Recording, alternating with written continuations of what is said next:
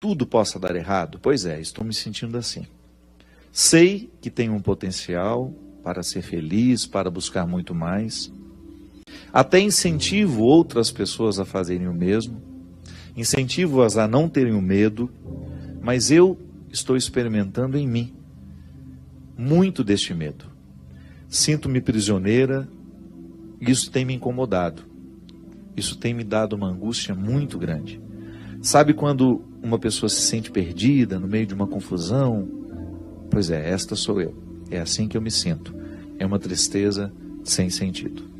Ela não quis se identificar e nem precisa, porque quando nós ouvimos uma história assim, de alguma maneira todos nós nos incluímos, né? Porque quem não tem que viver esse desafio diário? Viver é um desafio diário.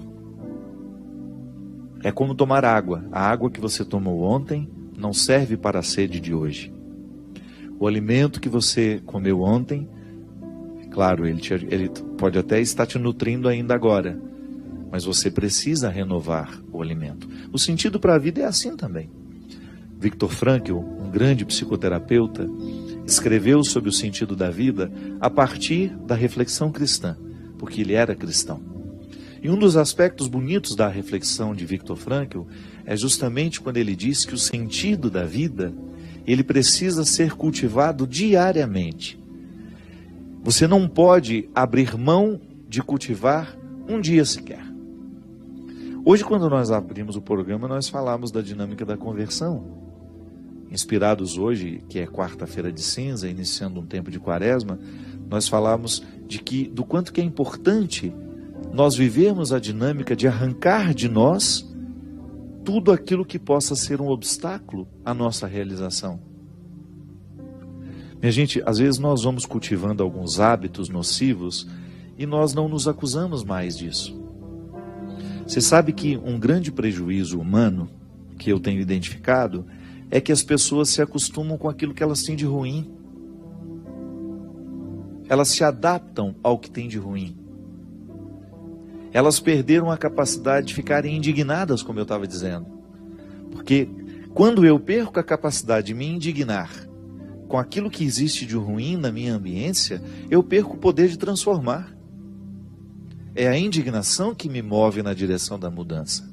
Se eu me acostumo com aquilo que é maléfico em mim, se eu me adapto ao meu ciúme, se eu me adapto à minha vaidade, se eu me adapto à minha inveja, à minha intolerância, esqueça.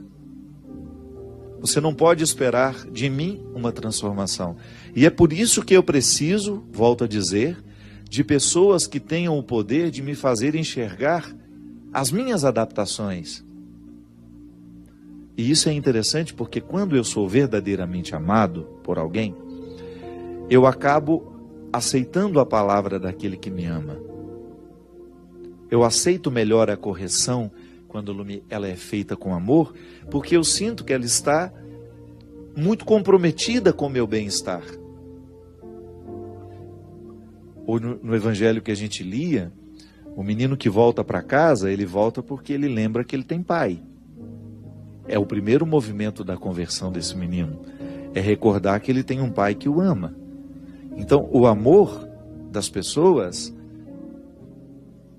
é o principal motor para a nossa transformação. Então, se nós temos uma casa onde as pessoas se amam, onde o amor, o vínculo é cultivado, certamente nós teremos um ambiente muito favorável à felicidade e à realização das pessoas. Porque isso é muito interessante, quando você identifica que você tem com seu pai uma relação que lhe ajuda a identificar o que é nocivo em você e que você pode muitas vezes estar acostumado com aquilo e não perceber mais. É um prejuízo que nós não podemos mensurar. Quando um ser humano se acostuma com os defeitos que tem. Uma vez eu encontrei uma senhora no aeroporto e ela já era bem idosa. Uma senhora muito distinta, assim, muito elegante. Ela estava acompanhada do filho e ela tocou no meu ombro assim e com muita serenidade ela me disse: Padre Fábio, outro dia eu ouvindo um programa que o senhor estava fazendo, eu identifiquei um defeito em mim que passou a minha vida inteira me acorrentando, mas eu não fui capaz de perceber. Aos 92 anos, que é a idade que eu tenho hoje, ela me disse, eu pude perceber o quanto eu fui prisioneira desse defeito. Eu não sei quanto tempo me resta, Padre Fábio, mas eu sei que naquele dia, o seu programa, a reflexão que o senhor fazia, iluminou a minha consciência de um jeito que é como se eu tivesse arrancado ele com a mão.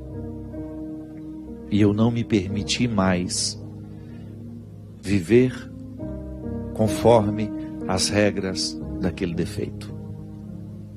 Eu achei interessante a confissão dela. Primeiro que eu me senti extremamente honrado de ter feito parte de um processo humano que eu julgo, pelo que eu percebi daquela senhora, uma mulher tão nobre, tão atenta a si mesma. Sabe quando você percebe que você participou do processo do outro? Sim, e agora pensando eu também. Quantas vezes eu me percebo vivendo sobre as regras dos meus defeitos? Porque quando eu passo a viver sobre as regras das minhas qualidades, eu fico mais leve para o outro, eu fico mais feliz, eu fico naturalmente mais interessante. Até para mim, não é para o outro não. O primeiro movimento que nós vivemos da conversão é a satisfação de ser quem a gente é. Que às vezes a gente fica pensando que a nossa conversão é para agradar a Deus, para. Deus fica feliz à medida que nós estamos. Então quando eu quero corrigir um defeito meu, e para isso a igreja nos ensina a dinâmica dos sacrifícios, né? Eu vou fazer um sacrifício ao longo dessa quaresma. Tá, mas pelo amor de Deus, escolha alguma coisa que de fato vai repercutir na sua alma. Que às vezes, eu vou ficar sem comer chocolate. Ótimo, seu organismo vai agradecer. Agora eu quero saber qual é as repercussões que ele terá, que esse sacrifício terá na sua vida espiritual. Isso é interessante. Quando eu percebo que um sacrifício, um gesto de renúncia, vai me ajudar a quebrar o poder das regras dos defeitos. Porque um ser humano que vive adaptado aos seus defeitos, um ser humano que vive sob as regras dos seus defeitos, ele é insuportável. Ele é difícil no trabalho, ele é difícil dentro da família, ele é difícil nas relações amorosas que ele vai viver. Por quê? Porque ele é um porco espinho, né? Está sempre pronto para jogar os seus espinhos nos outros. Ele fica difícil para ele mesmo. Pode observar, pessoas muito difíceis são difíceis antes para elas. Antes de serem insuportáveis aos outros, elas são insuportáveis a elas mesmas. Por isso que elas têm tanta dificuldade de lidar, de estar com os outros, de serem instrumentais de coisas boas, né? Então se eu não quebro as regras dos meus defeitos, se eu não me incomodo para deixar de estar adaptado a eles, aos meus vícios, se eu não faço esse movimento, eu vou me tornando uma pessoa insuportável. E isso é muito interessante, porque isso deve ser para nós um termômetro de conversão. Tá, eu sou de igreja, eu sou padre, eu sou freira, eu sou isso, eu sou aquilo, eu sou suportável? Porque às vezes as pessoas, elas se esquecem de permitirem que Deus transforme o coração delas. Às vezes transforma só o aspecto exterior. Mas e o coração? Que é esse que me faz ser diante do outro. É esse que faz com que eu esteja na promoção do outro, no amor, na tolerância. Eu particularmente costumo dizer que nós cristãos somos os grandes responsáveis pelo ateísmo no mundo, pela nossa falta de testemunho. Às vezes nós temos anos e anos e anos de pertença religiosa, 20 anos de padre, 30 anos de bispo, e somos insuportáveis. Somos deselegantes, somos grosseiros. Eu não sei onde é que Deus está nessa história. Se o processo de Deus na nossa vida é justamente amansar o nosso coração, é fazer-nos quebrar as regras dos defeitos, é a gente deixar de estar adaptados ao mal. Eu, Padre Fábio, se eu me torno uma pessoa insuportável aos outros, eu preciso, sim, rever o quanto de Deus já aconteceu em mim. Que conversão é essa que não me torna uma pessoa mais leve para os outros? Que conversão é essa que não me arranca da arrogância? É o primeiro sinal, minha gente, de quem se diz religioso, porque é o fruto da espiritualidade em nós. Eu não me sentir melhor que ninguém, eu olhar nos olhos dos outros sem ter a pretensão de que sou melhor que eles, sabe? Se eu sou um bom chefe, não tem problema ser duro. O bom chefe costuma ser duro, exigente, mas nunca arrogante.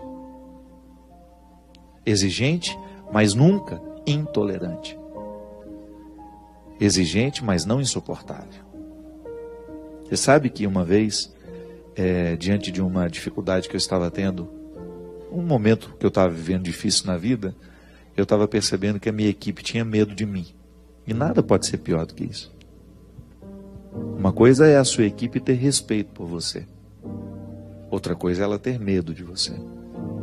Quando eu coloco medo nos outros, eu preciso rever com muita honestidade a minha conversão. Não posso compreender isso, sabe? Quando eu, no exercício de ser quem eu sou, eu distrato as pessoas, finjo que elas não existem. É como você chegar num lugar e não cumprimentar quem está ali, porque você se acha o melhorzão, o bonzão da história. Quantas vezes nós vemos isso? Ao passar pelo prédio, o porteiro que está ali, meu Deus, esse homem participa da minha vida. Ele pode até não entrar na minha casa todos os dias, mas eu passo por ele todos os dias. Eu quero saber quem ele é. Eu quero saber o nome dele. Eu quero participar daquele. Eu quero estabelecer com ele a partir daquele momento pequeno que nós temos. Às vezes as pessoas não olham nos olhos umas das outras. Às vezes nós vamos alimentando um temperamento difícil, pesado, e a gente diz que está convertido, ou que está em processo de conversão. Tá bom, mas que processo é esse que não acelera a nossa simplicidade, a nossa leveza? Volto a dizer, às vezes, dentro da nossa experiência religiosa, essa hipocrisia, ela compromete todo o resultado. Deus às vezes perde a oportunidade de acessar o nosso coração por causa das nossas resistências, ou por causa do cultivo dos nossos vícios. Essa menina que disse ali, às vezes não consegue recrutar o que tem de melhor em si mesmo, vai ficando abatido, é isso. Esse não é um problema só seu não, minha filha. Todos nós, se não cuidarmos, nós vamos perdendo o referencial da realidade, do que de fato nós precisamos fazer. Para quê?